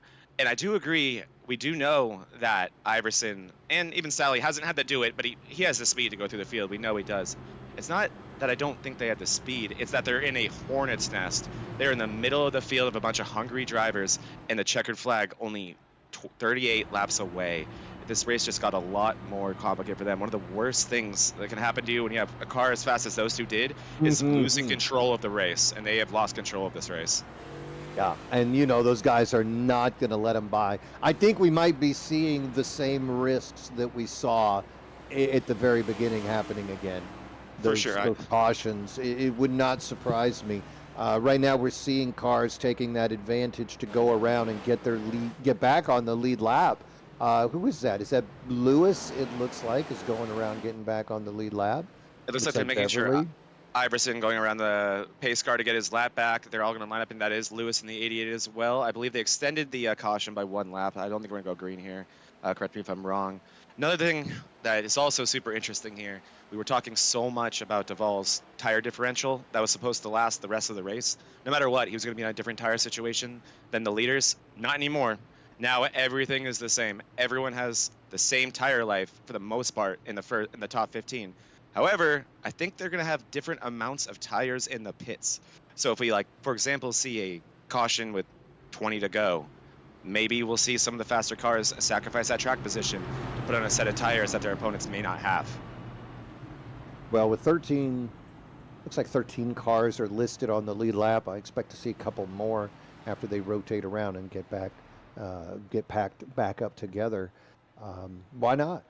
You know, if you're already in 13th, 14th, 15th, why not get 4 fresh ones and take advantage of that? We've seen, what was it, a full second between fresh tires and a car with 2 only 2 fresh tires. So why would you not take that advantage? Yeah, and if you're halfway through the run and there's 20 laps in the tires, 15 laps in the tires, just divide that second by 2. We're probably looking at a half a second difference. That is way considerable enough, especially with the restart. And like you said, Tony Iverson not happy about having to start behind the cars. That is the wave around rule. But like you said, it's it's going to be a crazy one, and there's a lot of different things that can happen here. And yeah, you're only going to go down to 13th if you want to pit. That actually was only 13 cars on the lead lap. It's going to stay that way. Guys like the 01 at Beverly, Austin Merrow, and Steve Lewis were 2 laps down, so not only 1 lap down, but 1 lap down nonetheless. Only 13 cars. A small penalty to pay for taking tires if we do get one more caution, as we're going to see here as we're about to go green. How about David Cook right now? He is in the lead. He's got the 26 of Mason Smalley right outside of him. Justin Parham, David Owens, second row. Matthew Fritz, Kenneth Rittiger in the third row. And here we go. Joe Volpus in row 4 right next to Jax Duvall. Don't give that guy clean air. David Cook, he is going to be quick. And here we go. Green flag. A good run with it. They have another amazing run by the inside car as they just have a huge lead going to 1. Look at that push, though. Owens on Smalley as they're going to hold that position over the 903 of Parham. The 71 quickly goes up high to that preferred lane, and it's going to be Mason Smalley right behind him. The 903 of Parham underneath. He'd love to get back up there. Let's see if Owens is going to let him in. And below them, you can see more hard racing. Look in the wall. Oh, a little tap by Cook. He's going to keep pushing, though. Remember, these tires are new, and they're not warm yet. We might see some tightness and oversteering. Look at David Owens. He is sick. He is on medicine, and he is still pushing side by side. You know what that means? That means the other cars behind you, though, they're going to catch up. Let's see if Owens backs off and falls in the line. Yep, we're going to see Redinger with a nice run here. And just what an exceptional job by Owens on that initial restart. That showing his veteran experience, knowing that the top line isn't going to go up great, and just launching a tad bit early to push Smalley through there and really see, I think, the best restart we've seen the outside lane have all day. Great job. And Tony Iverson, we heard him key up, not happy with the car in the field, and now we see him in the pits. What did I say about losing control of a race, Mean Gene? I don't even know what to say. I'm standing up. I have a chair. I'm standing up watching Tony Iverson come back down into the pits. This is insane. This is a storyline that I was not prepared to tell, but instead we're talking about the stable 71 of David Cook as he's leading them around here at Kansas on this final leg of this race. Yeah, Tony Iverson having a caution come out at the absolute worst moment and paying the price for it and being in the hornet's nest and getting caught up in something. I'm sure we'll see it at some point. Iverson talking about how he shouldn't have been around the lap cars. That is the brutal price you pay when you're the wave around car. And so I'm assuming it was the lapped incident. Oh my, look how tight they were behind. That was some good 3-wide racing we saw. Look at this. Oh, some contact on entry. They keep it straight. And look at all that room. That's some great racing right there between Parham. Who else we got there? You know who's in there. That's the 84, the man on the inside. Oh, yes. Managed to get by that group. Duvall wasted no time to keep working through the field. Hungry for that one. Already back in the 7th place, doing a great job in this run. David Cook trying to stretch out that lead. We saw him with that initial wall hit. Didn't slow him down too much. Maybe had to shake off those leader nerves. Starting to set in now. Put down some great lap times. Look at the 7 of Joe Volpus as he's made his way up into 4th place as he's chasing down Kenneth Rittiger. Owens right behind Volpus. Remember, those guys are teammates. They're known to push each other. Hopefully he'll be more of a good teammate and not an Austin Cinder teammate. Yeah, I agree with that a lot. Distracted me, Mean Gene. That was funny. But yeah, I agree. He's doing a great job, really working his way through the field. Owens working at the bottom there, and we're seeing Jackson front and Volpus. I don't think that guy has lost track position at all today. He just kept going up, and he's doing so good. He's up to 4th place now. That is another guy. I said, don't let David Cook get clean air. My goodness, do not let Joe Volpus get clean air. This guy is going to check out if he does. Look at the amount of speed in that 07 car. I mean, he won this thing last year. I'm not surprised to see him up at the front. He's underneath, and his teammate does not go with him. Owens, wanting to win this race, stays high in that preferred line. You can see Volpus as he dives underneath Rittiger. Owens trying to make a decision, decides to stay in the middle, play it even, and say which way it goes. Yes, and Volpus last year winning the race, only leading 11 laps. We only got 28 to go. We could see a similar story here if he can keep this pace up. And that's what, I'm sorry, Volpus, and that's what Volpus does. He is so good at just winning races, showing up at the right time, finding speed late. And no one in the history of this Cup Series in MRL has been better at it. Joe Volpus, the all-time race winner in this race-winning leader in this league. Tell you what, Redinger is not just pulling away with Volpus riding on that bottom, and also they got Mason Somali right ahead of them in striking distance. This thing is starting to tighten up. As you see Volpus, I think with that run, he might actually do something as he's trying to cut underneath the 904 of Redinger. And David Owens and Matt Fritz also want to have a little bit to say. And the contact, Owens, Owens there, absolutely with Fritz, and Owens apologizing over the radio. Looks like just got a little bit loose, I think, but Owens and Fritz with a scary moment there as we're taking another look at it. Man, just tight racing. Owens a little bit on the inside. Fritz looks like, oh, yep, Owens just gets a little bit loose. And what a save by Fritz. Awesome driving. No arm, no foul. And we're back live here. See the 84 of Duval taking advantage, and he goes right around the outside. David Owens now stuck on the inside. So once again, your leader, David Cook, he's managed to push this thing up to 0.8 of a second over Mason Smalley. Kenneth Redinger behind him. Joe Volpus trying to chase down that 904 of Redinger. Behind them, Duval, Florida man. He's found himself back up into that top 5 position. And how about Matthew Fritz? Started 17th, currently running in the 6th place in that 908 car. So many drivers in this pack here who have been up and down the field what seems like a million times today, and here they are by themselves in some close, tight racing again, around the same people. But man, they put in a show. It's been so much fun to watch. And oh boy, Owens going around, and Owens spins. Owens is around. He's off the racing surface. We'll see if that brings out a yellow. So far, no. That was a brutal, and the caution's out. Caution's out, but nonetheless, there goes Owens. Track position. He will stay in the lead lap. Don't think he hit anything too hard, but I'm sure he's not too happy with that.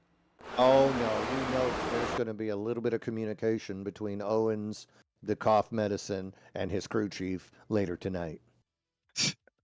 Absolutely. And that's the 2 of Stinson. Looking to the bottom of Owens here.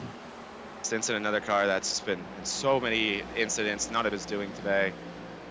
Here he goes. Just drifts up, struggles on corner exit. Happens, but I believe that'll probably be Stinson taking the EOL if I was to guess. I think Austin Merrow is going to be your lucky dog, pushing himself up onto the lead lap, and there will be 12 cars on that lead lap. Yes, we have a little bit less cars in the lead lap than before, losing, I believe. Oh, they're coming in the pits. Look at this, Zach. Look at this. Yes, I love it. So it looks like, what was it, like 15, 10 laps wasn't enough for these guys. Matthew Fritz, Jonathan Case of Beer. Who will take 4 and who will take 2, me and Gene? Let's see what happens here. Cook. All the fast cars. Cook making a move I like, not wanting to give away the race. Look at like he has Mason this. Smalley. He's like, where did everyone go? I left him by myself. Let's see what happens to the 26 on the restart. Yes, Mason Smalley is that Simpsons I'm in danger meme right now. Seeing all those cars go in the pits and going, uh-oh. But All hey, right, fun for us. coming out quick. So Parham coming out very quick, likely a 2-tire pit stop. And yeah, that's a very fast pit stop. So I think David Cook was jumped by 2 cars there. You know, the thing that would make me mad if I'm those 1 lap down drivers is that Mason Smalley stayed out. All those other cars come in, you could have got your wave around, and yet what happens? The 26 says, no, I'm going to go ahead and stay out. Oh, I hadn't thought about that yet, but you're so right. That is so frustrating when you're a lap down. I will say that when we run the lead lap cars that gets the pit, you're like, oh, thank you, Smalley. Less cars in the lead lap, I appreciate that. And you have old tires. So not all heroes wear capes for that, right? Yeah, we can bring some guys in the booth here. Let's see if we want to talk to maybe David Owens, see his perspective from what just happened. Oh, you're doing that interview, Zach. This is kind of mean. Let's see if I can invite Owens into here. Actually, having trouble here, right? Let's see. Go ahead and get him. Yep. Thank you. Appreciate it, Kyle. You want him? Oh, we're going to get him. David Owens. Little bit of a rough break there. What happened from your perspective? It's tight racing. That's all really all I think it was. Just us packed up, close, tight racing, trying to be in the end of the race here, trying to make sure we get everything, every little position. Nobody's giving and taking. So. Yeah, and we've seen a lot of the cars in the same cast of characters in those tight battles all day today. Sure, it's been fun. So what was the thought process with the bidding there? Just, were you already feeling enough on those tires to want to put some four new ones on, or you think it's going to be that big of a difference for Mason Smalley, who stayed out there? I didn't take tires. I wanted to check the tire wear. I feel it's fixing to ramp up even more, so let's save us that in the bank, just in case. I don't hate that idea at all. Well, good luck, Owens. You've been a blast to watch today, man. It's been cool watching you fight through that sickness. You definitely wouldn't know by how well you're driving, so great job, man. Good luck the rest of the one. Appreciate it, guys. And we're going to let David go back to his home, be with his team, and hopefully have a great rest of this race. Owens, currently running in 7th place, chasing down his teammate Joe Vulpes. Jax Duvall 5th. Moving forward, you've got Cook and Redinger on that 2nd row. Mason Smalley, who did not pit in 1st, and Jonathan Quesabeer in that 6th, running in 2nd place. And it looked like we had Parham in front with Quesabeer initially, and now running 10th. I'm wondering if Parham maybe I had a change of heart and was like, actually, I want to put 4 on this thing. Be interesting to see is, Parham working his way through the field now past the lap car, so that does appear to be what happened. Maybe it wanted to fix more damage, could have been anything like that, but Owens telling me that he didn't put on tires makes me think that maybe a few of these other guys didn't as well, because he only got up to 7th. So this will be fun. So we think they just maybe topped off fuel to make sure they could make it to the end, and or if there's a few more cautions. Potentially could be that. Maybe a few guys felt like they had 5-10 seconds of damage, just want to get that fixed. Could be the number of things. And you get to see where your tires are at as we're about to go green here. And we're about to see what Mason Smalley has in that 26. Here we go. Mason Smalley is leading him around. He is on the inside of the 6 of Jonathan Quesabeer, leading him through turn 1 as they are about to cross that start-finish line. Going green here at Kansas. Great job by everyone not to spin the tires on what is probably old tires for about half this field. Great restart, but we already got some 3-wide action between Jax, Owens, and Buddy Sally already working with Owens again with some contact. Oh no. I believe that'll probably be another caution. And same, yes, we have another caution. Teammate. Joe Vulpes had done such a good job working through the field, had put himself have a chance at winning this race, and it's a misfortune there, as we'll see what happened. Teammates, we see Owens and unfortunately Joe Vulpes. Joe Vulpes had run so clean all day and suddenly finds himself Let's take a look what happened. I'm watching the 11 of Owens here. It's going to send it low. Could it be the same thing that he was just a victim of just sliding up the track a little bit? We're going to go 3 wide here with Sally and Jax. And he's just loose ahead. And David Owens, oh man, just at the wrong place at the wrong time. So yeah, let's watch corner exit, in front of us here with Vulpes on presumably pretty cold tires. Yep, you can see David Cook underneath running smooth on the apron.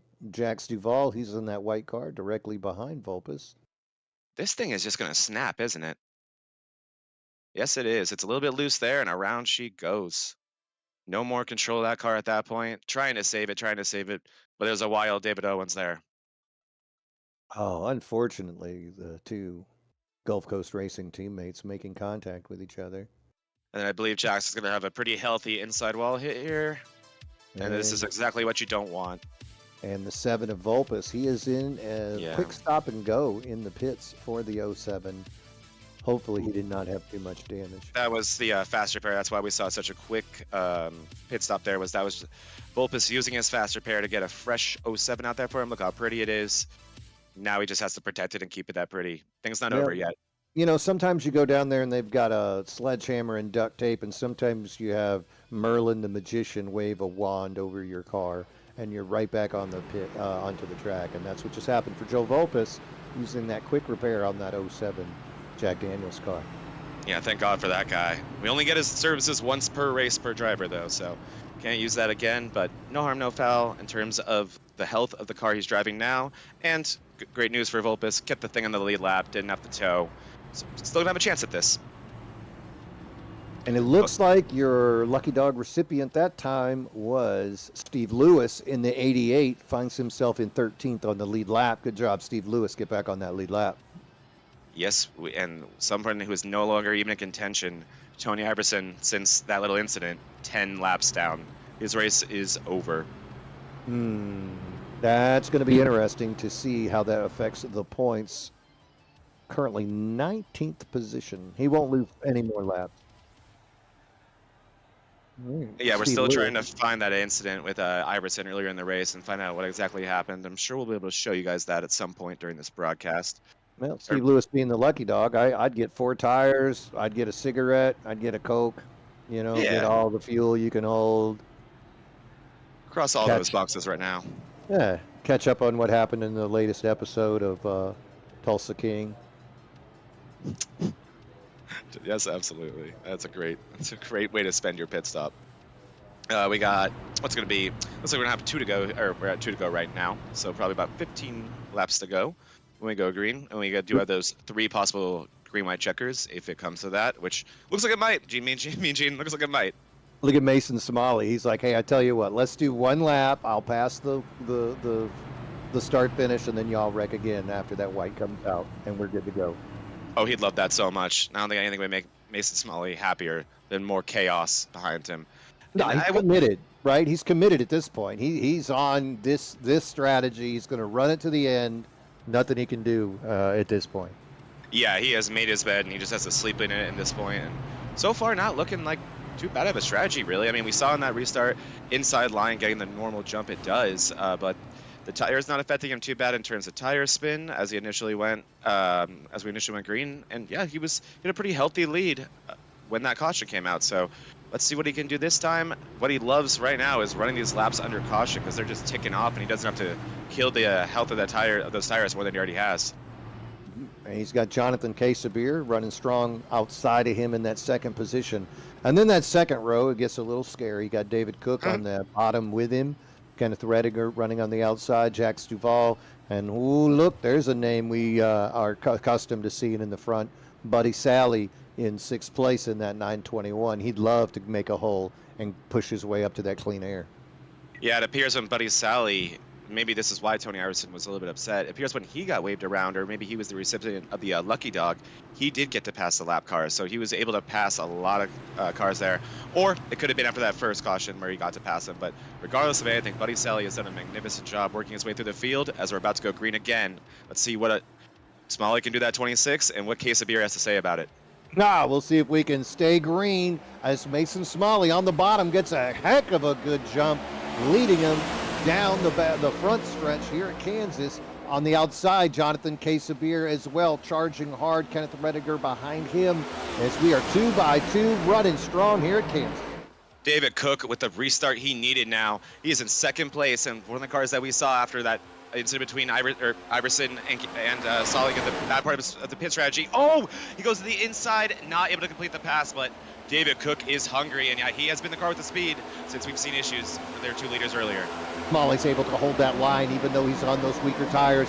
That is the white flag. This thing is going to be official even if there is a car wreck. Smalley leading him in the back. David Cook, he is in 2nd. Jonathan Sabir trying to make a hard charge. Jack Duval right behind them. Kenneth Rediger with the top 5. Oh, we got 14 laps to go. Don't worry, man. We're not going home anytime soon. And the yellow's out. We're going to be here for a minute, me and Gene. And let's see. Looks like, is that Steve Lewis? Yes, it is. Oh no. Owens. Is he taking David Owens with him? Owens not happy on the radio, and why is this one going so long, Kevin? Oh no. How long can he wreck him? Oh gosh. No, I mean, like, why is it going so long in terms of down the right? Front He just stretch? kept pushing him and pushing him. Like... I want to see that onboard. Yeah, what he hit. It is getting dark here. Bob Puckers, do we have lights? All right, so here we go. Where's Owens? There we go. So the 25 is outside of him. So Sanders outside. And Owens. We see a little bit of wall hit. So a little bit of wall hit in front of him. That stalls the Sanders, and and Jack Sanders just I mean, Sanders and Owens, a little bit of a disagreement about what happened there. And honestly, I can say from watching that, yeah, boys, it was that close. I don't Yeah, really he's know. unfortunate. They just kind of got held up. Who's that car right ahead of Sanders, that red car? That, I believe, let me take a look. Who's in front of Sanders right now? Jada Way, and Jada Wayne in the 912 there, right? I believe he had a little bit of a wall hit, and that's what stalled up Sanders. Owens, understandably, trying to use that as an opportunity to make a move, and didn't quite work out. Oh, big check up there. But yeah, we are still going to have about 12 to go. John Beverly getting back in the lead lap there with the lucky dog, so we're going to get more and more cars in the lead lap here every time. So here we go again. And Smalley, again, I liked his defense. I like him hugging the top, making it difficult to pass him. This he could do this.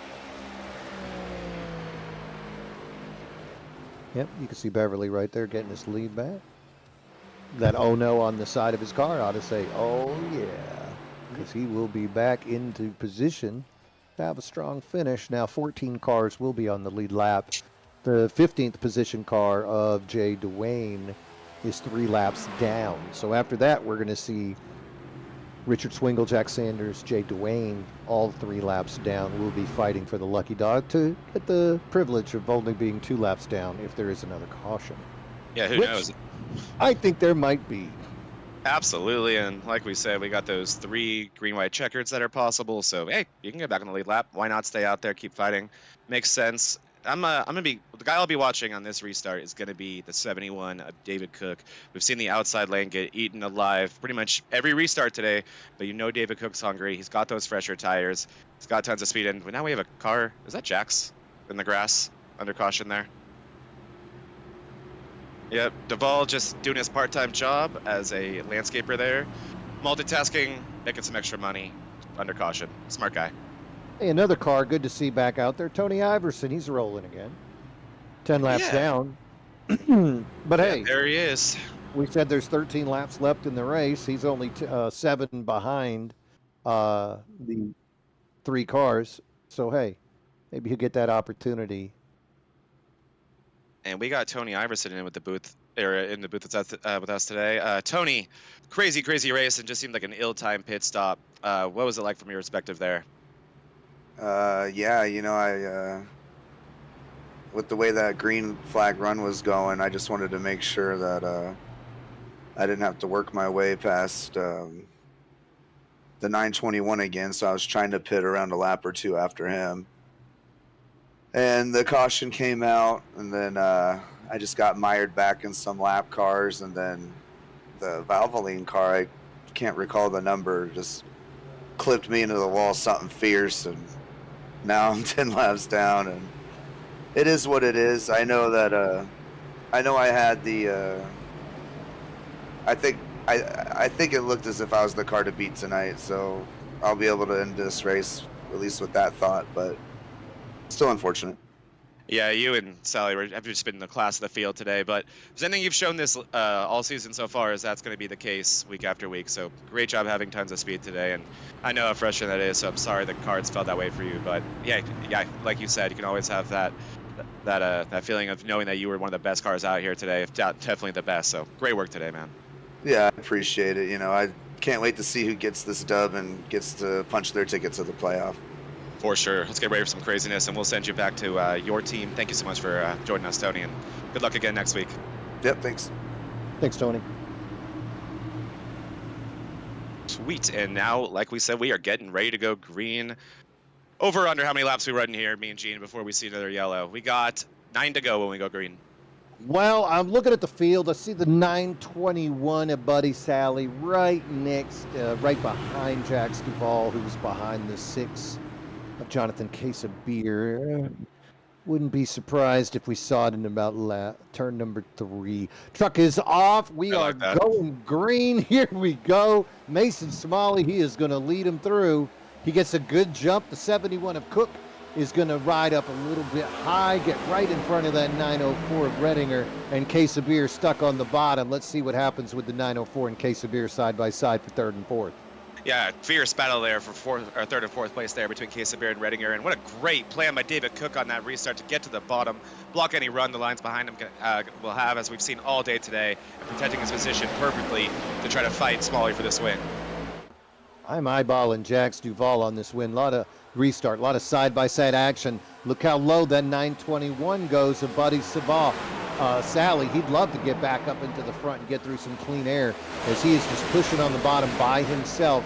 Looks like he's going to end up side by side with the two of Stinson, who's right behind the 84.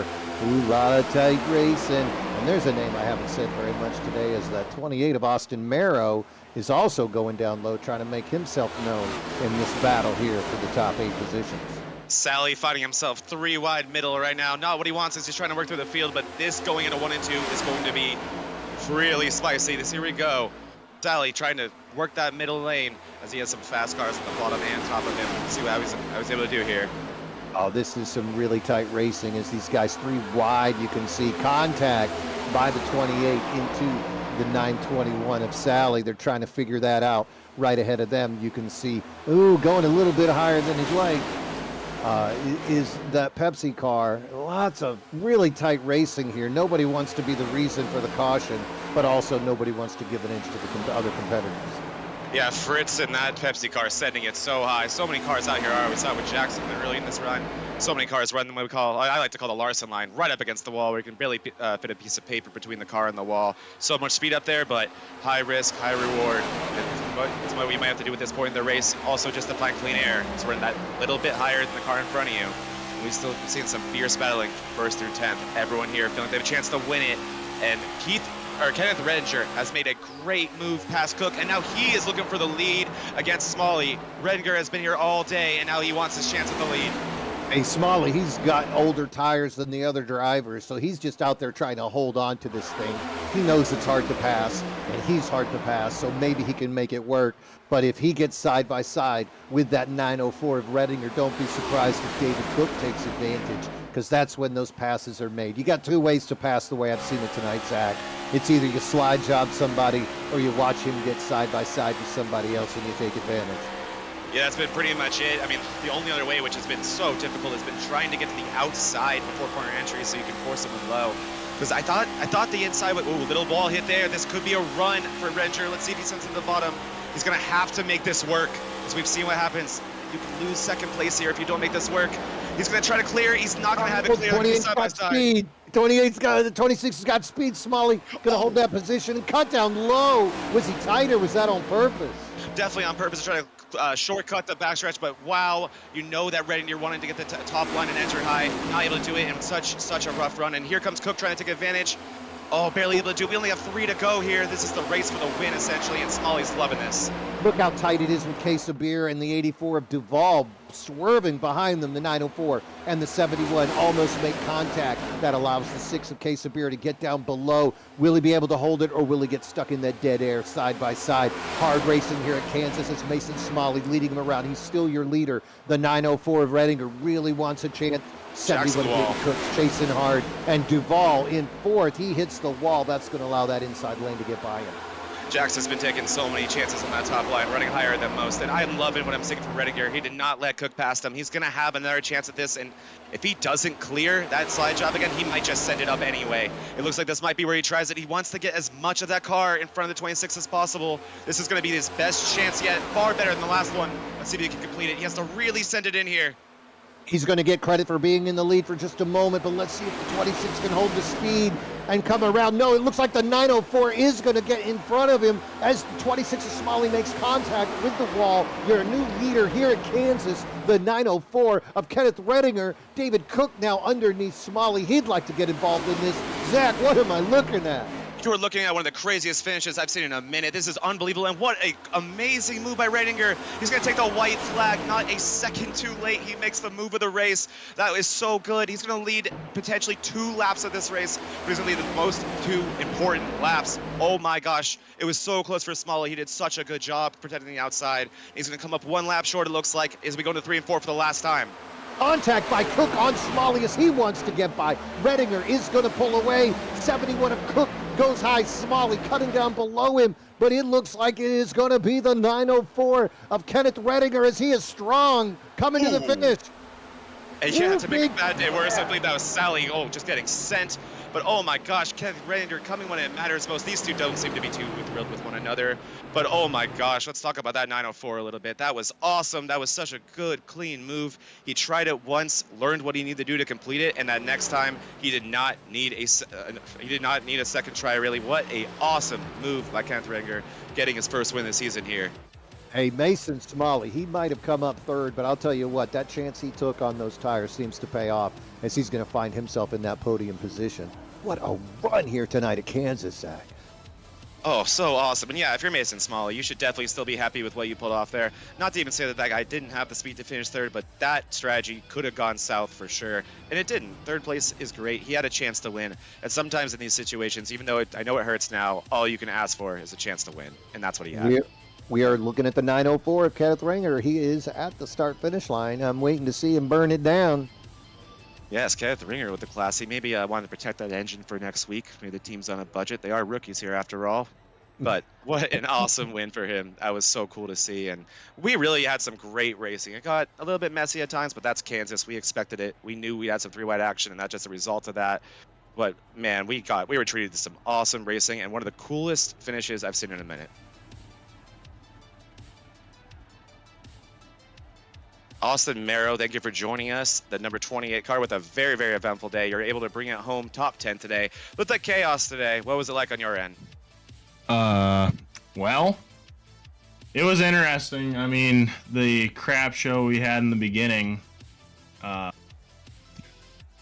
don't know. I was just fighting tooth and nail, and just lucky with how everything turned out, and to pull a top 10 out of it was nice. Absolutely. I mean, that was an awesome run overall, and yeah, so many comers and goers. What do you think the key to success was today? Was it the long run, the short run, or just really trying to protect that position on those mayhem restarts? A bit of everything. I think it was all on the driver and the decisions made by the driver and getting lucky. That's what racing is, really, is getting lucky, being at the right place at the right time and making the right decisions, and that's where the talent comes in. I couldn't agree more, and that really is well said. Thank you so much for joining us, man, and great job today. Top 10 in a very chaotic race. Way to stay out there and way to get it done. Good job. Another driver I'd like to talk to, Buddy Sally. Do I got you in there, buddy? Yeah, how are you guys? Hey, great. Mean Gene here. Got to ask you, buddy, was that your car exploding there at the end? Yes, it was. Called it. Woo. I think coming out of turn 4, I think I came down a little bit, and I was expecting the number 6, I believe it was, to stay down further, and we just kind of met in the middle. But I do want to apologize to him because I do think that I came down a little bit on him.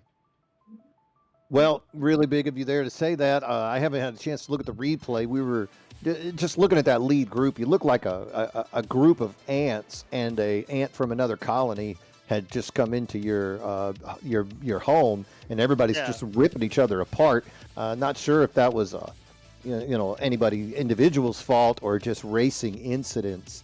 But I did see your 921 explode. Just want to make sure that you were okay, Buddy Sally. He led laps. He was fighting at the front until you guys got caught with that unfortunate caution that pushed you and Tony Iverson to the back. Can you tell me exactly what was going on at that moment, if you remember it? So my plan on that was to stop early. Jack's got a huge lead on the first round of green flag stops, and I didn't want to stay out too much longer than Jack's did because I didn't want a repeat of that. And then the caution just kind of messed it all up. Yeah, that was really unfortunate. And then you guys got caught up into just a wall of cars. Passing, very difficult here at Kansas. It seemed like track position was at a premium, and that dirty air was nobody's friend. 921, ladies and gentlemen, really glad that you're okay, buddy. Great show today. We look forward to seeing you next week. Alrighty, thank you. All right, let's toss this over to David Cook. David Cook, you looked like you had definitely a great chance to win this, and I know you have the past 2 weeks been either dominating races and winning them like you did at Watkins Glen and Xfinity, or having chances to win them and coming up short, like with that pretty much as short as you did today, with just so many chances to win races, so much speed. Take me through the last stage of that race for you.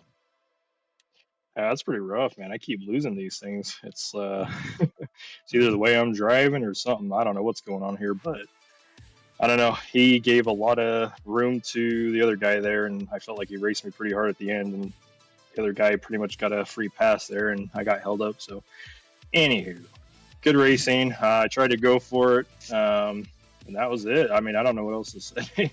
Just tough racing, hard racing at the end there. I think I got into the side of him, so that was my bad on that one. But Could you tell that your car was faster? I mean, Mason Smalley, he was pushing those tires a little bit further than the rest of you guys. Could you tell those last few laps that he was doing his best to keep it straight, or was everybody pretty much on equal ground there at the end? I think we had him pretty much covered. He was just doing a good job of holding on the top line, which is where the fast part was at. And as a race car driver, that's exactly what you're supposed to do. So he did a great job. And, you know, it's hard getting past somebody like that. It feels like you got your grandma in the left lane doing 40 in a 55 or something. But we almost got there. That was hard. Sometimes it's like, I don't know, just, you know, darn.